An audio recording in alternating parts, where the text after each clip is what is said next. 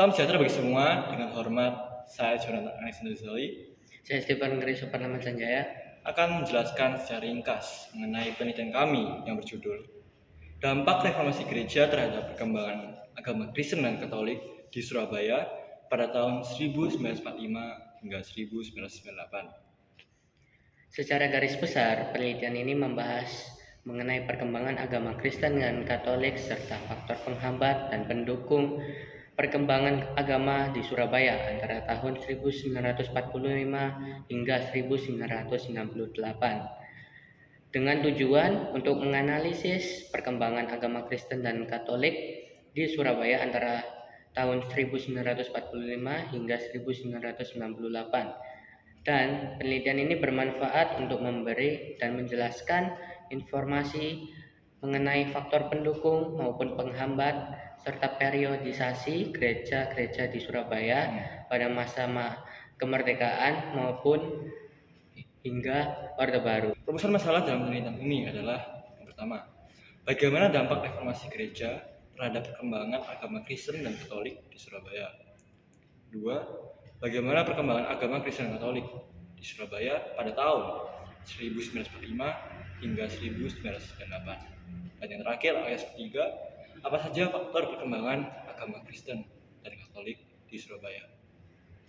Reformasi gereja ialah suatu peristiwa di mana terjadi penyimpangan ajaran Kristiani yang terjadi pada masa Renaissance atau abad pertengahan, tepatnya abad ke-16, yang dipelopori oleh tokoh Martin Luther, di mana seorang profesor teologis asal Jerman. Dia memasang 95 dalil di depan pintu gereja Wittenberg yang berisi kritikan atas praktik indulgensi dan otoritas paus pada masa itu, serta disebabkan adanya praktik jual beli aflat atau surat pengampunan dosa, lalu korupsi yang dilakukan oleh petinggi agama atau uskup, lalu keinginan bangsa Eropa membebaskan diri dari kepemimpinan paus, dan yang terakhir sikap gereja lama yang cenderung otoriter. Metodologi yang kami gunakan yaitu 1. Heuristik. Kami menggunakan sumber-sumber sekunder yang berasal dari internet berupa artikel-artikel jurnal ilmiah maupun website-website resmi dari negara. Yang kedua, kami memilah segala sumber tersebut lalu merangkum menjadi satu agar relevan dengan penelitian kami. Dari data-data yang kami dapat, terciptanya hasil penelitian yang berisi dampak reformasi gereja terhadap Surabaya. Pertama, muncul keberagaman aliran gereja. Kedua, penyebaran agama Kristen dari Eropa hingga di Surabaya. Yang ketiga, dan perkembangan budaya-budaya yang baru tercipta. Dan faktor-faktor pendukung dan penghambat. Faktor penghambatnya, yang pertama, sosiokultural. Yang kedua, kesalahpahaman teologis masyarakat. Yang ketiga, trauma sejarah.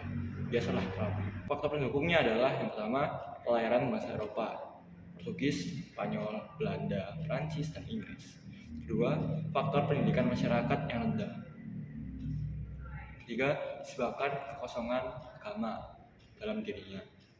Keempat, motivasi memberitakan Injil umat-umat agama Kristiani. Dan yang terakhir, pengaruh kehidupan umat Kristiani di tengah masyarakat seperti kegiatan sosial. Disimpulkan bahwa dampak reformasi gereja terhadap perkembangan agama di Indonesia merupakan fenomena yang kompleks dan bermakna, disertai dengan membawa dampak positif seperti pluralisme agama dan partisipasi aktif. Juga terdapat dampak kontroversial seperti konflik internal dan perubahan nilai. Selama tahun 1945 hingga 1998, agama Kristen dan Katolik berkembang di Indonesia, terutama di Surabaya, melalui misi-misi yang telah ditetapkan oleh komunitas-komunitas Kristen dan Katolik pada saat itu. Penting untuk terus menganalisis perkembangan ini, guna memahami bagaimana dinamika agama terus berubah seiring waktu. Demikian presentasi kami, terima kasih.